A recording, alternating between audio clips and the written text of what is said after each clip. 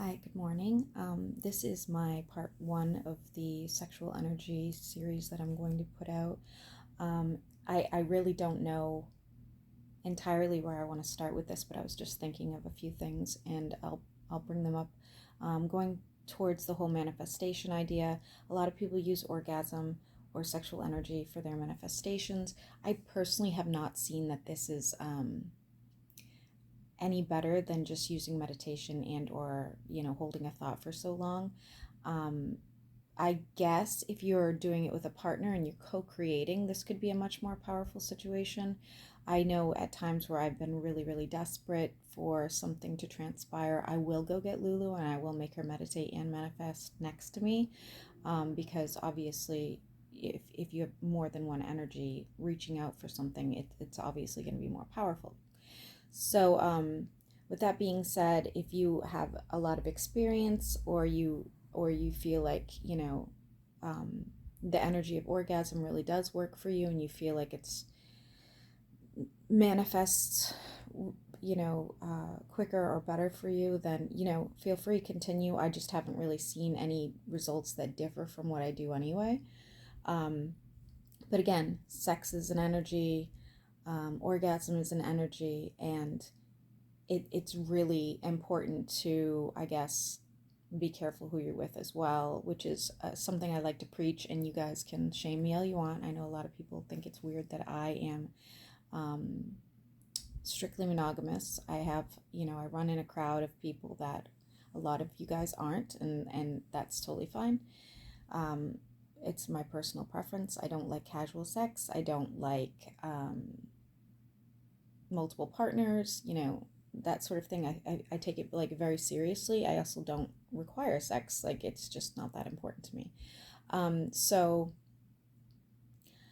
I do have a little tip though. This is off on a tangent. I'm just gonna tell you right now. If you are struggling getting over somebody, like if you, I've done this, guys. I've done this too many times. This is like a huge. I'm exposing myself right now. If you have a hard time getting over somebody, like you're like, oh God, like I can't stop thinking about them, um, do not masturbate. Do not masturbate to them. Don't, like, never again. Never do that again. That's still an attachment. That's still an energy. It doesn't matter if you're not physically with them. You need to stop that behavior immediately. Um, Choose somebody else, preferably somebody you know, so it's more realistic, but choose somebody else and you'll find that you'll get over much quicker, like much quicker. I've done this twice and it works pretty quickly. anyway anyway so now I forget what I was talking about. Okay, so sexual energy. um, in Tantra, and I have been, studying Tantra for a bit now, uh, you don't want to waste. You don't want to waste that energy. That energy is like in you, and it can help, keep you youthful. It can help you health wise. Um, it's just, it's a draining situation. Well, it can be a draining situation. For me, it's been very draining, like in my history, not always, but a lot of the time. And so I like to practice um,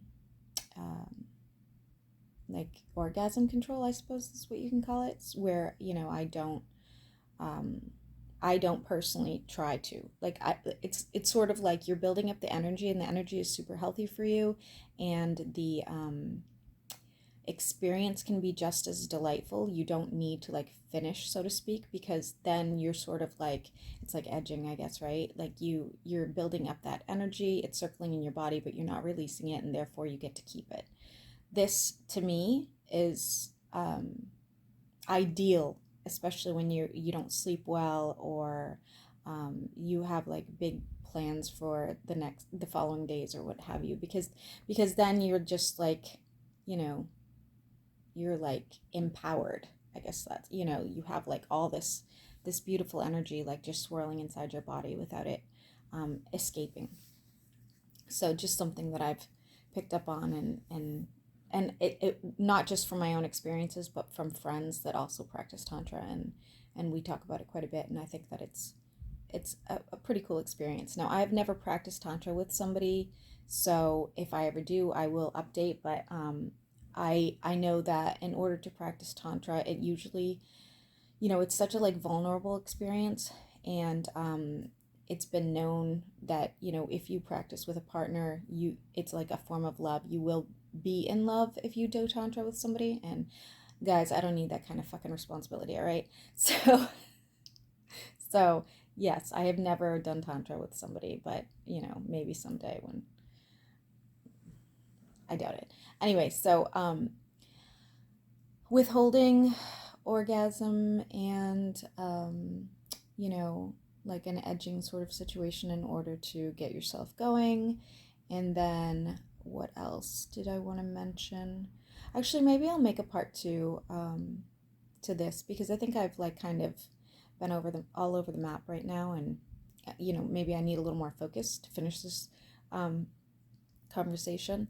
But that's a good start. I would say that's a good start. And I'd love to hear like everybody else's ideas and opinions on this.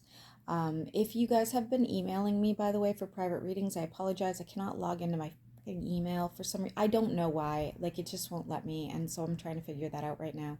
So feel free to message me some other way. I don't really know. Maybe I'll put a second email address on my YouTube. All right. So anyway, enjoy.